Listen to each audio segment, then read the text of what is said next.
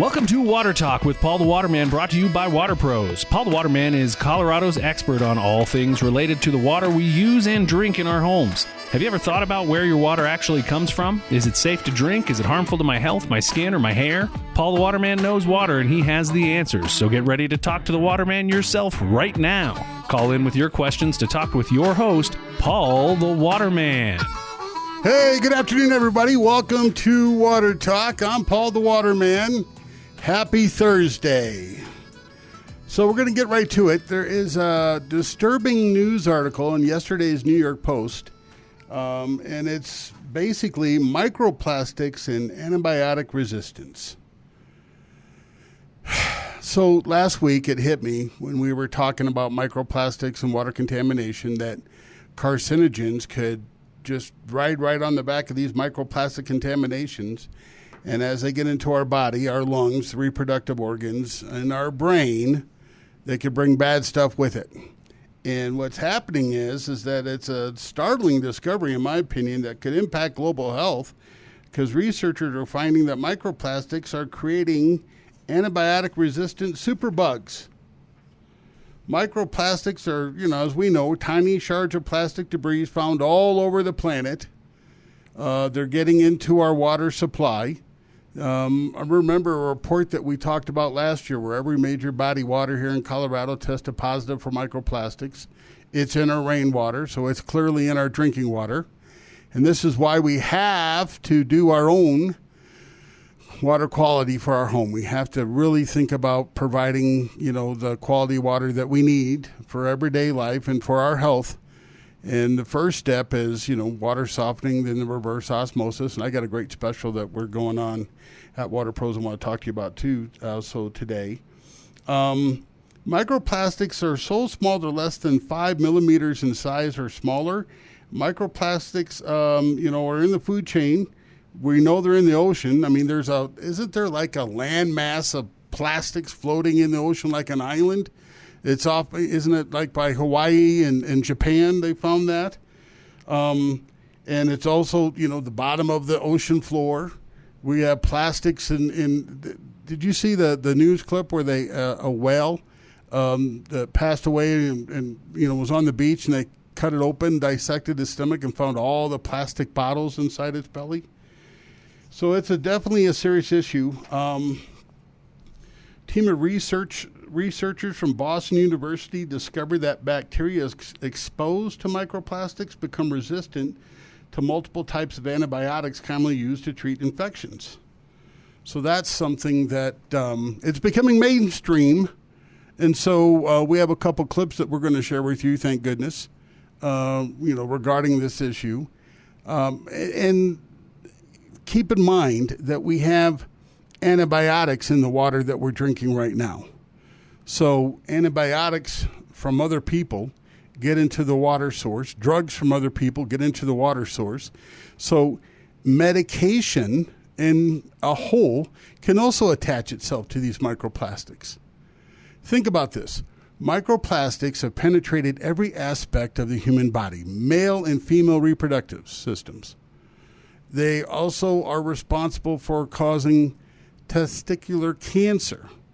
And if they penetrated the brain, now what they're saying, they penetrated the lower part of the brain that affects the sense of smell, but they're in the brain. There's a barrier that's supposed to protect us. And when that has been breached, then all hands on deck. With the way to think about microplastics is it's not if it's going to affect us, it is affecting us. That's my personal opinion. And I mentioned this before, and I'll say this again. I don't believe in the state we are in right now, water is safe for human consumption. There's just too much going on. One of the things that we have in the water supply also is a chloramine. Chloramine is a disinfectant byproduct. It's something that is absolutely in everybody's water supply. But that chloramine can also attach itself to microplastics. So microplastics, in summary, is a major carrier for contaminants. Luke, can we pick up that first clip? This is from Fox News. Microplastics, known to cause a series of health issues, and new research suggests they might also be fueling antibiotic-resistant drugs. Let's bring in Dr. Masa Tirani, board-certified rheumatologist. Doctor, thank you for being here. Scary stuff. Can you explain just how this might be happening and whether there's any way that people can avoid it these days? Absolutely. Microplastics are horrible for our health, and they're all over the environment, and they're growing. We have lots of exposures. They cause a lot of chronic health problems. They contribute to immune system problems, to endocrine problems, infertility issues. So a lot of research is shedding light on exactly what these microplastics are doing to human health. And now we have this study where they looked at, basically they took some E. coli bacteria, they put them on two plates. One was glass, one was microplastics, and they put a bunch of antibiotics on top of these plates, and they saw that the plate that was the microplastic plate, the bacteria lived on forever and were not killed by these antibiotics. So this tells us that microplastics also harbor this environment of antibiotic resistance, which is awful because we have about 5 million deaths annually due to antibiotic resistance these days. So we need to figure out what to do and what's driving it. So far, we thought it's because we're overprescribing antibiotics or patients are misusing them. But now we see that microplastics have a role. Yes, there are ways that we should all limit our exposure. And I would argue probably the best way to reduce our exposure to microplastics is by simply reducing these plastic water bottles that we drink out of. By taking exactly those, by taking them away, gotta throw them away. This little one right that here. one, exactly. We gotta find reasonable alternatives. Stainless steel is great, aluminum is great, but if we do this one thing, we reduce our exposure by 90%, which is huge. And another way that we should do this is these plastic containers, right? The food containers. I challenge all restaurant chains to get rid of their takeout boxes. We need better compostable, paper-based materials as food containers. Another thing to do is to never, ever heat anything in the microwave in plastic because you're going to release millions of particles into your food. And one last one, my favorite, my cinnamon tea bags, they're horrible. Not just cinnamon, but tea bags in general.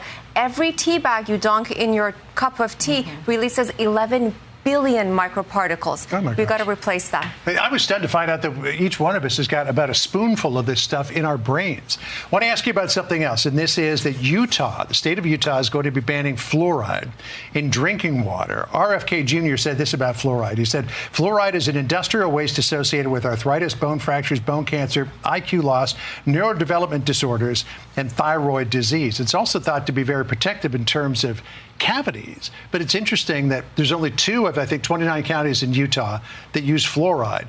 And the county with the lowest rates of dental decay does not use fluoride. What do you think? Yeah, fluoride, there's no doubt. It has prevented tooth decay the past few decades. It has been an amazing addition. But there was actually a study that came out last year that pulled 157 studies, and they looked at this a little bit closer, and they found that before 1975, yes, there was an absolute beneficial impact of adding fluoride to the water. But around 1975 is when fluoride was actually added to toothpaste, and so these beneficial effects weren't that marked anymore. So the question here is, do the potential risks of adding fluoride to our water justify the benefits? And this becomes a little dicey. The big concern is about the risk of cancer. So there are a lot of studies that have looked about whether adding fluoride increases risk of cancer, and the answer is we don't know. Right. They're ambiguous. We don't know. But what we do have clear data about is that the higher the fluoride exposure, the lower our children's IQs. And this is mixed with this fact that we're not all subjected to the same fluoride levels. The EPA says adults should get 4 milligrams per liter, kids should get 2 milligrams per liter. The U.S. Protective Health Services says that we need to get 0.7 milligrams per liter. So there's this discrepancy in how much we have to get. And we get a lot of exogenous sources from tea, from pesticides, from dental products. So I think what has to happen is before making any huge public health changes, we need to have better science. But in the meantime, if studies want to follow the footsteps of Utah, we need to provide state-funded programs to give dental care, free toothpaste to patients, and that way, hopefully, the risk of tooth decay. All right. Well, the debate will go on. There's no question Can't about that. eat or drink anything. So we had a two topics in one.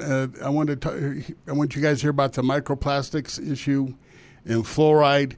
But then, fluoride also, I believe, can be carried into our body through microplastics. So this is the thought process that we have to have today. Microplastics are probably, out of water contamination concerns, next to forever chemicals, the PFAS, has to be number one, because microplastics can carry everything into the body. Bacteria can attach to microplastics. And what happens is a biofilm that form on these particles, microplastics, makes it much more harder for the antibiotic to penetrate and kill the bacteria. So there are studies that also tested commonly found bacteria, including Staphylococcus aureus, also is affected with microplastics. Researchers exposed bacteria to microplastics and observed similar resistant patterns. So more than one bacteria has been tested. And each one that's been tested that's been on a microplastic has become resistant to antibiotics. So then that means that the bacteria embeds itself within the microplastic where the antibiotic can't penetrate it. And then we have, here's another thing to think about. If you take the wrong antibiotic, that actually becomes food for the bacteria.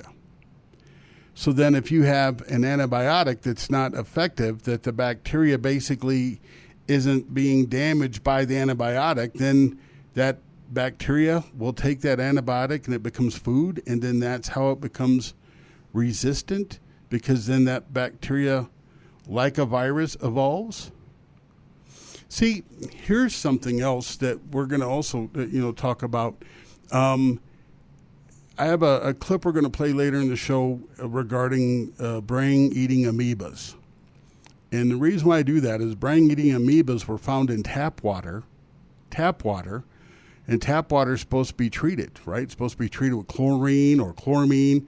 So you would think that brain-eating amoeba would be killed, but not the case. There's been several Florida, Texas, and we have a clip we'll play later, where you'll find a brain-eating amoeba got through the water supply, and unfortunately it was create a fatality. And I bring this up because of microplastics again. So a study has to be done, because I have a question. I have an ultraviolet light filter in my house. I use an ultraviolet light filter because I want to zap all the bacteria and viruses out of the water, because I do a lot of nasal rinses.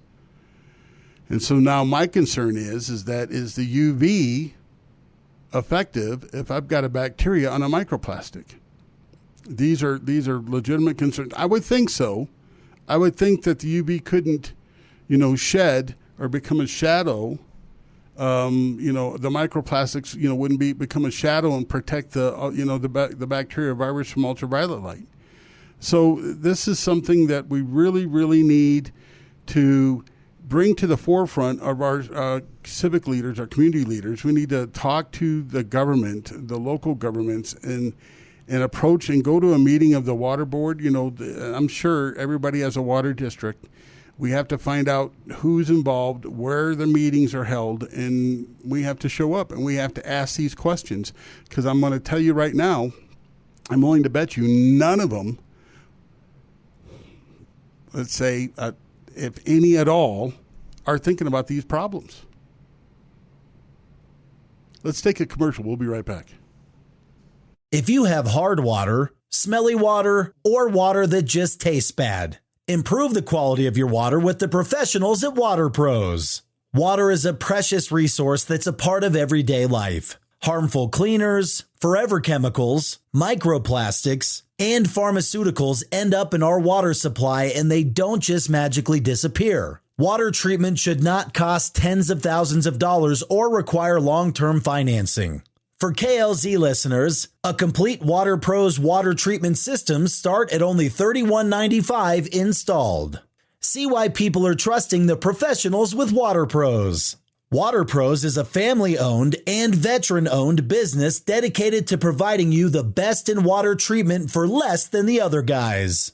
Go to waterpros.net today and request your free water test, or call 303-862-5554. That's 303-862-5554.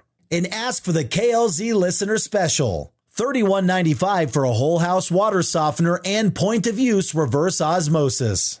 What's in your water? Are you concerned about drinking hormones, antibiotics, or dangerous chemicals? Paul the Waterman here from Water Pros. Don't wait to be sure your water is free from those contaminants. Have our professionals help with affordable solutions. Visit waterpros.net today. The EPA is making changes in regulations for water safety because of elevated levels of lead, Gen X, and forever chemicals in water supplies.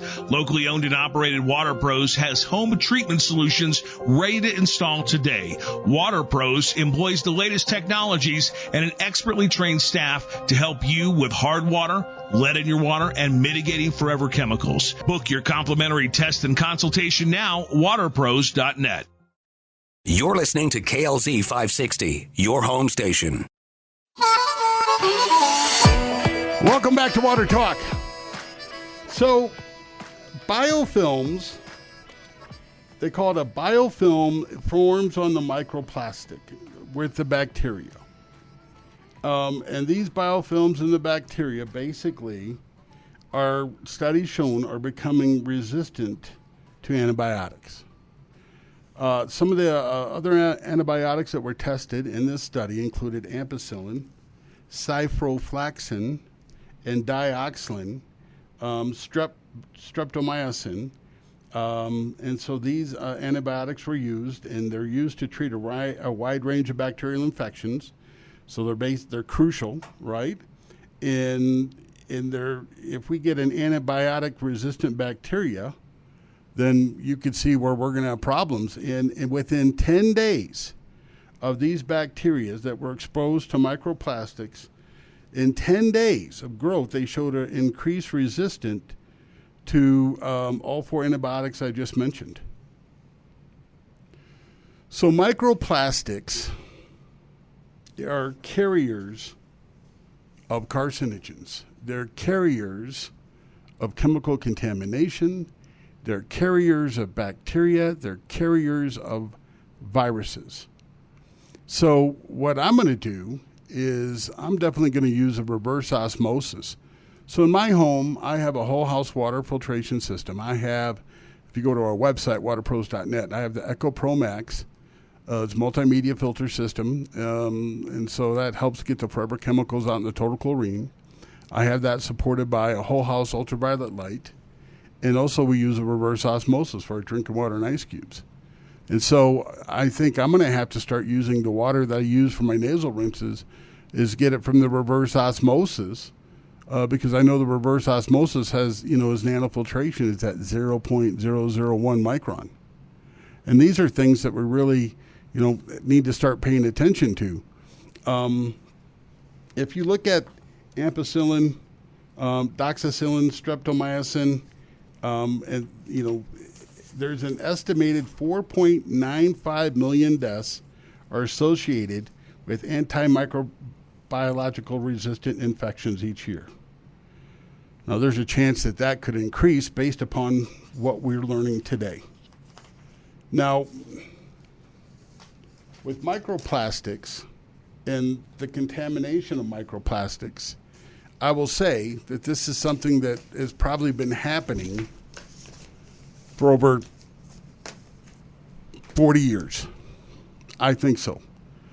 I mean, I remember, let's say the late 1960s, early 70s as a kid, everything would switch from cardboard and wax paper, metal containers, to plastics. And once we had that switch to plastics, because I remember as a kid going to the grocery store and all the, the pop bottles, everything you bought soda was either aluminum can or were glass bottles. So, those big soda bottles that you get, the plastic containers, those were glass. Can you imagine how heavy that was? But yeah, it was all glass containers, and so everything switched. So let's say in the last 50 years. And then this is, a global issue.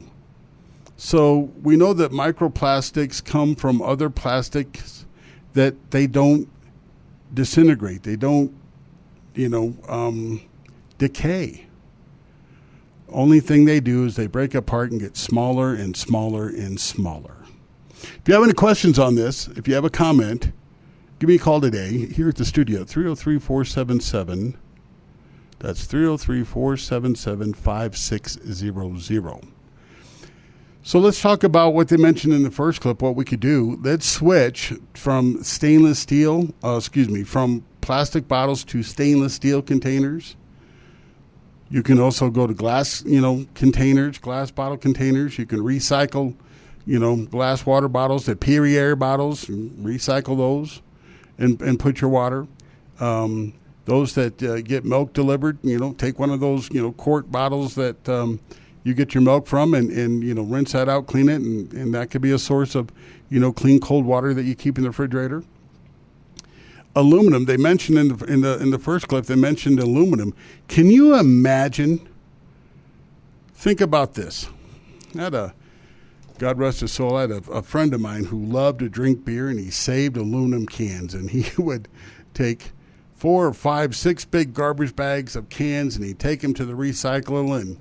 And why'd he do that? Well, because he made enough money to buy more beer, right? But can you imagine the amount of money we would get? And you could use this for allowance money for your kids. If we all bought water in aluminum cans, we know aluminum is recyclable. I mean, why not do that? I know at the ball arena that you can get bottled water in aluminum cans. That's where it comes in, and it stays cold, and it tastes great, and we don't have any worry about contamination there. So I think that's something that we should definitely think about, aluminum cans. I also think that we need to go back and eliminate, Tupperware, plastic, paper plates. You can, heat things up in paper. Wax paper is something that's also good to wrap your food in. Aluminum foil is good to wrap your food in. So that's something that I think is an option.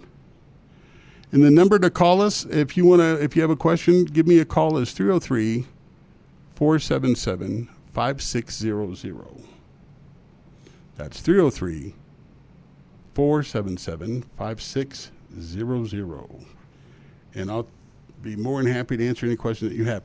Okay, so these are things that we have to think outside the box. We have to make adjustments to. So not only do we want to do water filtration, for example, but, we also need to eliminate how these plastics get into our bodies and, other avenues. It's not just drinking our water. It's, it's from the food that we buy at the grocery store. You go to the meat counter and everything's wrapped in plastic. What did that lady say in that clip? That even a tea bag, she uses a tea bag, releases thousands of particles of plastics. And then at the end, the newscaster said he heard there's a teaspoon. We have a teaspoon of plastics in our brain. I mean, that's just insane. I mean, it's just mind-boggling to me that this is an issue like this. So, how do we treat it? Okay.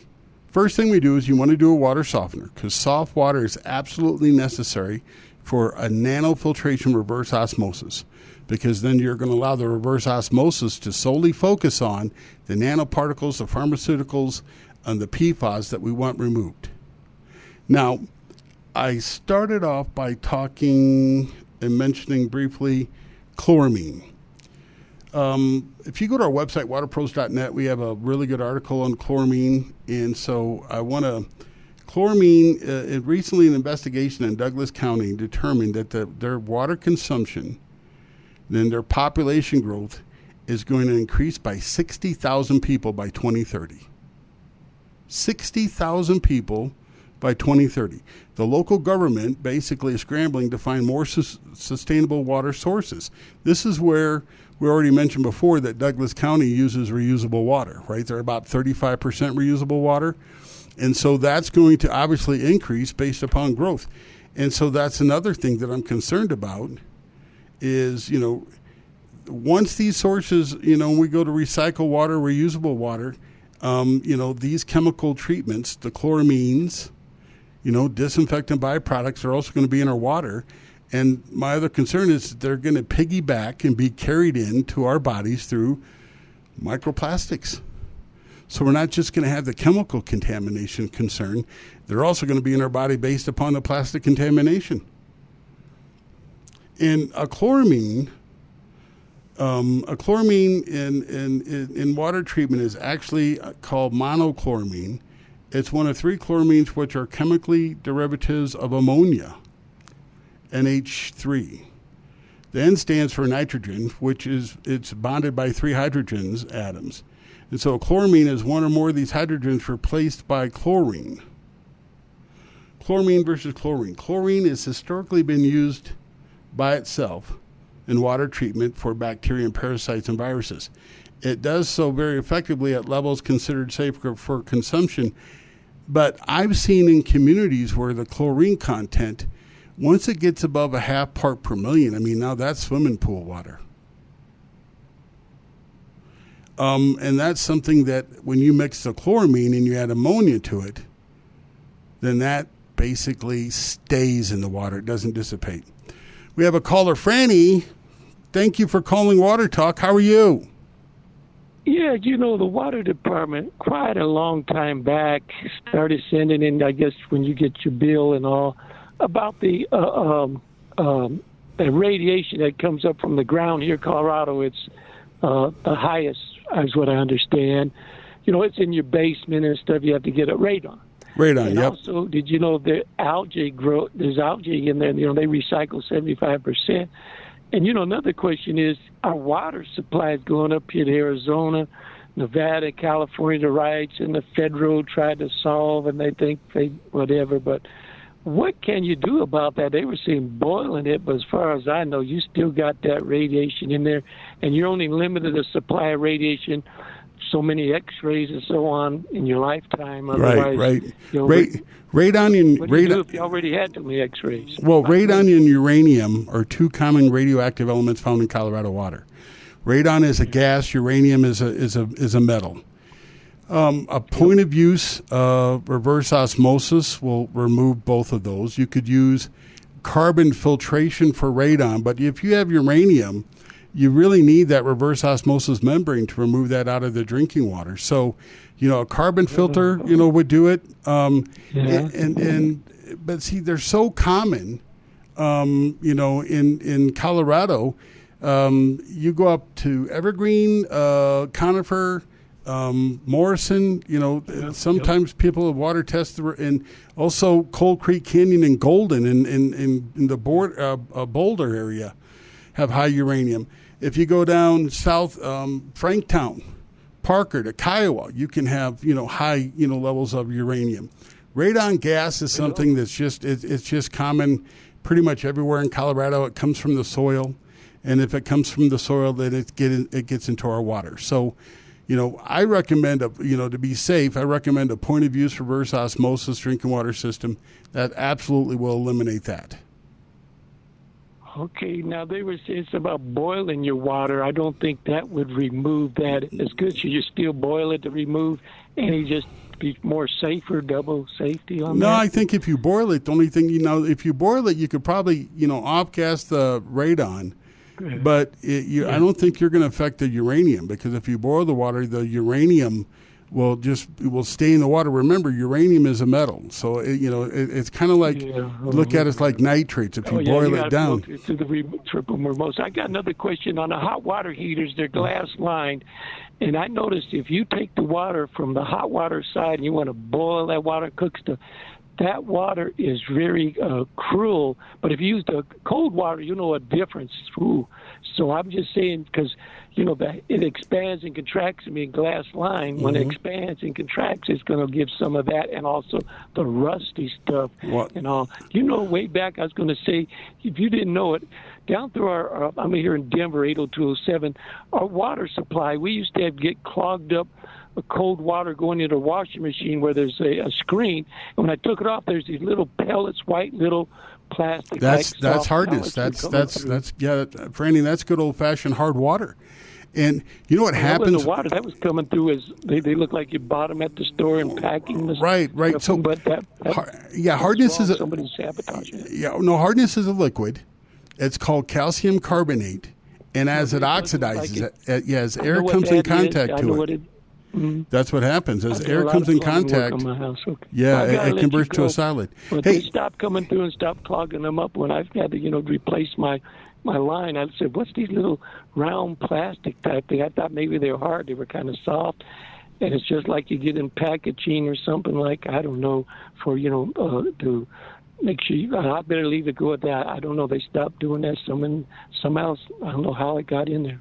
Thank you for calling. I really appreciate it. Well, I think they do a good job with you guys working on them. Thanks a lot. Take care. Be blessed. Okay, Fred, thank you for calling. Thank you for calling Water Talk. How you doing? I'm doing good. I've been better. But I have a question. We've been listening when you brought up the tea bags. What about K-cups with coffee? Is that's a great question. That's a great question. And the only thing I could, common sense, you would assume you're probably absolutely right. K-cups. I mean, anything with plastic, and especially warm water, and hot water. I think you definitely could spore off plastics in your coffee. Plastic in itself. Water bottles, for example. They say if you put water bottles in direct sunlight, the UV rays from sunlight will cause plastics to leach out of the bottles. And so that's heat. So I think you're spot on. I think that's a really good thought. K-cups absolutely, could be a contributing factor. I drink a lot of coffee through K-cups. The people that work with me do. So what you might want to do is if you do that, they have these metal K-cup. My wife has one, and it's made of, I think it's aluminum, and you just fill ground coffee and use that as a substitute. But that's Fred, that's a really good point to bring up. I think you're spot on with that question. Thank you. Have a great day. Thank you for calling. Thanks. Bye. Let's take a quick break, and thank you, callers, and we'll be right back. Forever Chemicals in our water is now a part of our life. Forever Chemicals means that these chemicals don't break down.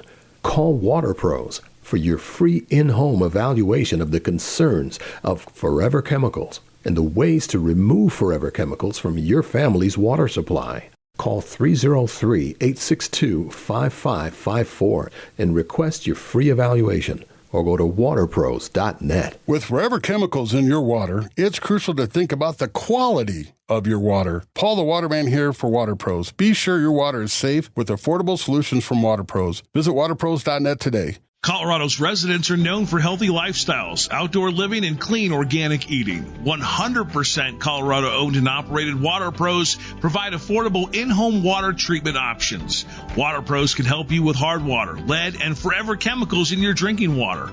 Living organic means eating organic, and eating organic starts with clean water. Learn more about your water and schedule your free consultation today.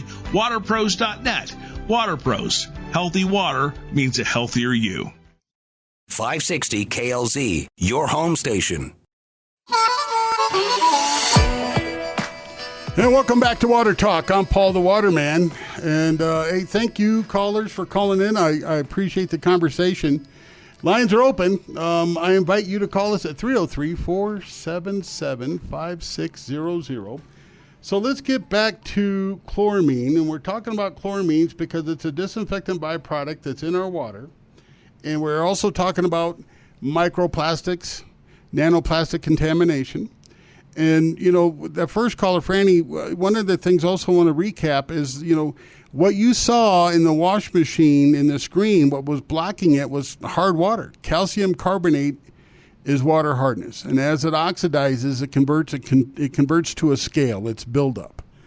So, that in itself can create issues. That's why I recommend water softening first before water filtration, which is the reverse osmosis second. But, Luke, let's play the second clip that we got. A shocking new study finds microplastics can make their way into the human brain.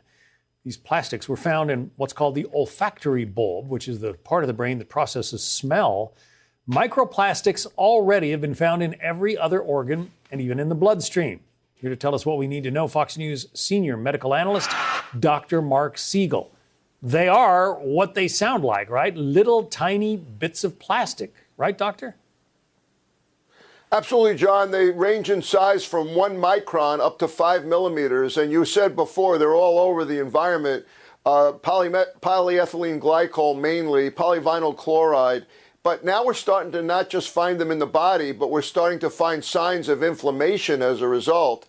A big study in the New England Journal of Medicine earlier this year was shocking. In 257 people, it found that if you had these in the artery in your neck, you had a 4 to 5 times greater chance of a heart attack or stroke or death over a 3-year period. Now, the one you're talking about now out of Berlin is much smaller, only 15 people, but they found it in the olfactory lobe of the brain, the lower part of the brain. And we got something called the blood-brain barrier. We're supposed to be keeping things out of the brain. You know, you really hope the brain is clean of all of this stuff, because we have things called microglia that protect the brain from any entrance. And the worry here is, if it's in that lower part of the brain where the sense of smell is, what other parts of the brain is it in? So that's a concern, and it's something that we're worried about because of inflammation. Do these microplastics cause inflammation that can lead to medical events? You say it's a small study. I imagine there will be more now that this report has come out. No question. And again, it's not just that it's there. What does it do? The microplastics are there. What's the medical result? We're going to have much larger studies than 15 people to determine that. So this is association, but we need to have proof. All right, but the effect, you say there's inflammation. Do we know what else these microplastics might cause? Well, I think we're any inflammation, really good question, John. Any inflammation, we worry about what I talked about before. Inflammation is directly related to heart attacks. It's directly related to strokes. But it also increases your risk of cancer if there's enough of it. So we have to start monitoring for that as well. This is not benign. This is not something we say, oh, it's there, don't be afraid of it. I've written books on fear. This is something that I really want tracked and quantified in much larger studies, because inflammation, very bad for the body. If you have a foreign body there, like a microplastic, it leads to inflammation. Dr. Mark Siegel, scary stuff. Thanks, doctor. So common sense being a dying commodity in today's world, I say microplastics are just bad. And we have a red alert situation, because if they're getting into our body and if they're penetrating our brain, Luke, do you know that plastic is an insulator to electricity? So what happens if I can't think of something, I lose my train of thought? Is that because I have microplastics disrupting my electrical current? Seriously, that could happen, right? So, seriously, folks, if it penetrates the brain in our lungs and our liver and our kidneys and our reproductive organs, then all the other bad stuff in water can piggyback on microplastics and be delivered right to you. I want to take this last clip because it's another point I want to make real quick before we run out of time. Let's get this one. City in Texas has declared a disaster after a brain-eating amoeba is found in the water supply. Lake Jackson is now under a boil water notice as officials work to completely flush and disinfect the water system. It comes after a 6-year-old boy died after contracting the amoeba in the city earlier this month. 8 communities were initially warned not to use water for any reason, but that has been lifted. So there you go.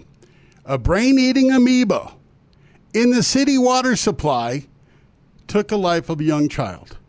Now, what this means, and the reason I'm bringing this up is because of the disinfection of water. That means that amoeba lived through the chlorine, lived through the chloramine, and all the other, trihalomethanes that it's a disinfectant byproduct that's in the water, and that amoeba survived. Or that municipality was negligent and they didn't have any disinfectant, in the water, which I don't think that's the case, because there would have been other bacterial issues. Contaminants are evolving. Bacteria and viruses are evolving. And clearly, with these microplastic issues, this is another, concern. So, solutions. You absolutely want to have a water softener to get rid of hard water because hard water affects all other filter mechanisms. You absolutely want to have a point of use reverse osmosis drinking water system for drinking and for cooking and also for nasal flush.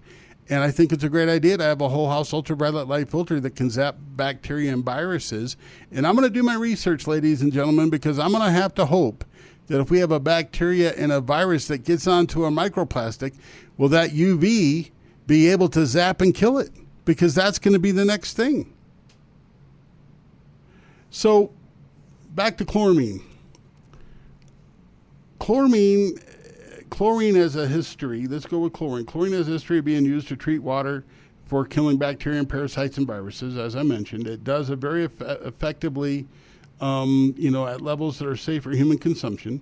And so chlorine does have two major drawbacks. Chlorine has high reactivity. If chlorine comes in contact with certain microbes or organic compounds, it creates hazardous byproducts, and one of them that we mentioned before is called trihallomethanes. This is known to cause cancer with prolonged exposure, and prolonged exposure means that trihallomethanes are absolute in their water supply because of the chlorination. So it doesn't disappear. Trihallomethanes are there. Now, chlorine, because chlorine is a gas, chlorine evaporates really quickly. So what they've done is they've taken ammonia added to the chlorine and created a chloramine, so now it doesn't dissipate. It stays in the water. And I was at a home, both in Roxborough Park and then in Aurora, where we tested the total chlorine content. We tested it in hot water, and the levels of chlorine content were above a 0.5 part per million to 1 part per million. Now, that's ideal if we were in a swimming pool. I bring this up because when you take a shower, you're breathing in the steam. And when chloramine is a vapor, you're breathing that in, and it's all over your lungs. You're not just ingesting it, but it also can affect our lungs. And if you do more research on chlorine and chloramine, when they come in contact with your body, it immediately kills cells. And so my other question is, with these microplastics come in contact with carcinogens like trihallomethanes and chlorine, that's another avenue. And if they're getting into our brain, that amazes me that we're come to this state and we have this level of contamination concern in the year 2025, and nobody outside of Water Talk is talking about it.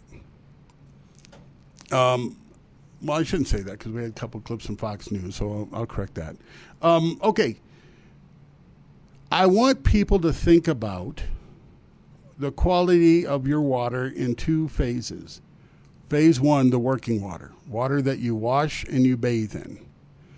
So we mentioned before, with soft water is going to help our environment. How? How do you think soft water will help our environment? That's right. It's going to cut back on soaps and detergents and cleaners. So if we cut back, then we're not putting those soaps, detergent, and cleaners down the drain. Because what did we find out that's been in our water supply? This is a recap from last week. We'll see how many people out there have been listening. What do we find that's in our water supply from soaps and shampoos and cleaners?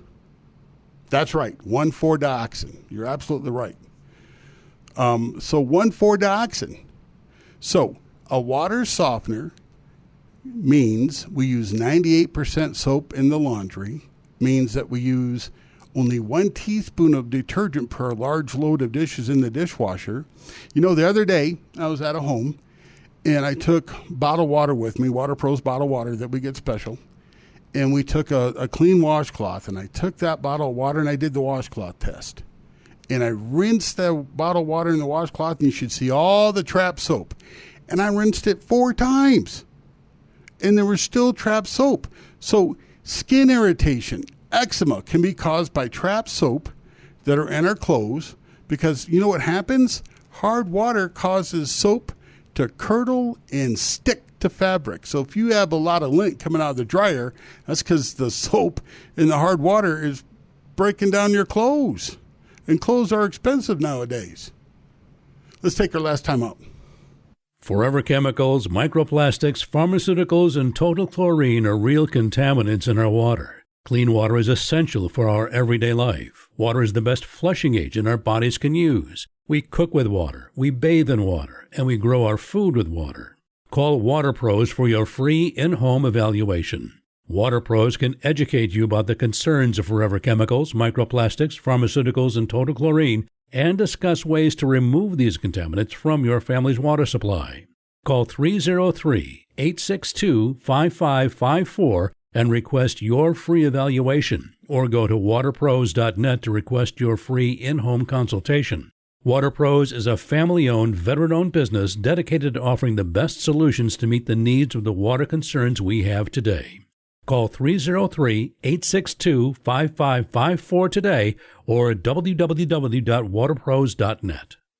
What's in your water? Are you concerned about drinking hormones, antibiotics, or dangerous chemicals? Paul the Waterman here from Water Pros. Don't wait to be sure your water is free from those contaminants. Have our professionals help with affordable solutions. Visit waterpros.net today.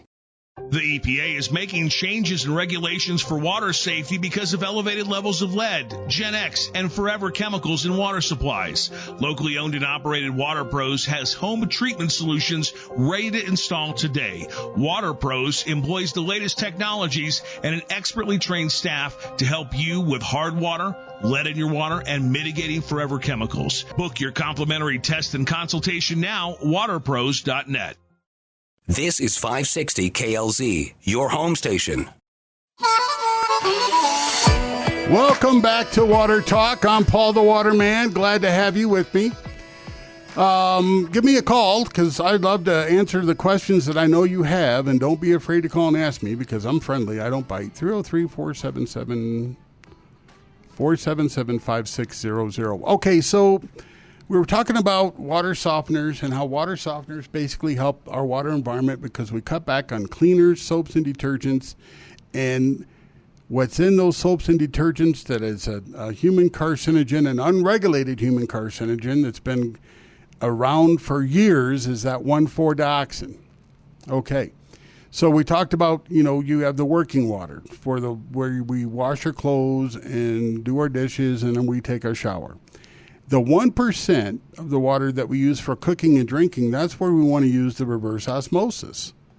And the reverse osmosis is now fed soft water. So an RO membrane, so your reverse osmosis is normally 3 stages. You have a pre-filter, membrane, and post-filter. The pre-filter is a carbon filter. The post-filter is a carbon filter. But the RO membrane is the meat and potatoes of the filter. I mean, it's the main filter mechanism. So when you see 4-stage, 5-stage, or 6-stage RO filters, those filters are just redundant. You're wasting your money. There's no really need for, 6-stage filtration system because the membrane being nanofiltration is going to take everything out anyway. That's just exactly how they operate. So 3 stages is all you really need. Then the 4th filter is a polishing filter. That's connected to the RO holding tanks. So the RO holding tanks holds all the product water. And it's that product water that if you go on for a long period of time, it may taste stale. So that 4th filter is a polishing filter. So when you take reverse osmosis and use it for drinking, for cooking, then we eliminate the microplastics, pharmaceuticals, PFAS. Somebody asked me a question earlier in the day this week. They asked the question was, is there a whole house system that removes fluoride? And so in the earlier clip, we played, a concern about fluoride. And yes, you can use, there's a filter media called aniline resin, and aniline resin will remove fluoride, it will remove uranium, it will remove nitrates, but aniline resin is super sensitive. And so aniline resin has to have soft water. Majority of water filtration, I'm going to say every aspect of water filtration really starts with soft water. So that's how important the water softener is. So any kind of carbon filter that we use in a home, carbon filtration, in my opinion, is one of the most overused filter medias in the market today Carbon filters are used in well water when they shouldn't, but that's for a different topic. But carbon filters can slow the water flow rate down and affect water pressure. And we mentioned before that carbon filters are activated carbon, absorb organics. So if you, in city water supply, Water Pros likes to install their carbon filters after the water softener. You don't want to do it before, or you don't want a carbon filter as a primary filter, because of carbon filters are 5 micron in size, the majority of them. Now they sell bigger micron, but at 5 micron, you're going to slow your water flow rate to 4 gallons per minute in most cases. And once you do that, you're also going to allow the filter, because it's slowing the water flow down, to gather other contaminants. And so carbon filters can plug up easy. And you know when you have a carbon filter, because when you go take a shower and you have no water pressure, or you're taking a shower and then someone wants to, turn the water on to wash their hands or start the laundry and there's no water pressure, that's exactly the reason why. So if you go through a water softener first and you remove all the hardness, and then you're allowing the carbon filter to focus what it's designed for, to help with the total chlorine content. Now you got to make sure with carbon filters that they're designed for total chlorine or chloramine, because that's what everybody in the metro area uses. Denver started first, and about 2015, other communities surrounding Denver adopted the chloramine usage. And we also mentioned earlier today that we have to think about this, is that because of the vast growth of our area, we're going to be pretty soon reusable water for everybody. And I'm pretty sure that that's the game plan for every single municipality when it comes time to where we're going to get, there's only so much water available. And if Castle Rock is projected to gain 60,000 new residents by 2030, what do you think the rest of the metro area is going to climb to? Think of the Aurora Highlands. I mean, I can't believe how fast the zip code of 80016 is just huge. By Southlands, I mean, that and then Powhatan Road. Can you imagine all the homes? Powhatan Road there was nothing past Powhatan Road, and now, holy cow, homes go, vast amounts of beautiful homes out in that area. And, in some cases, I'll share this with you real quick. There's off of I-70, and I'm going to forget the exit, but there's a neighborhood in Aurora just off of I-70 that has silica in the water. Silica is opposite of hardness. Real quick, but there's one thing, sometimes I wish Al Gore didn't invent the internet, because there's a lot of nonsense out there. But one thing I want to share with you is if you live out east and people have hard water, and absent of hardness, you have low pH. Here in Colorado, it's different. You can have high water and still have low pH. Isn't that amazing? So I point that out because I saw, this thing on YouTube where a guy was talking about, having minerals in the water is good because it helps balance pH. Well, that's not the case here in Colorado. Also, next time we're together, I want to talk about carbonation in well water. We have a customer that, where you have turbidity, they have hardness, and the water's also carbonated. And so that's something that we'll cover in future. We're definitely going to talk about these microplastics and pharmaceuticals because it's an emerging issue and a concern. And as always, you can reach us at 303-862-5554. And thank you for being with me today. I want everybody to be blessed by the grace of the Lord. See you later.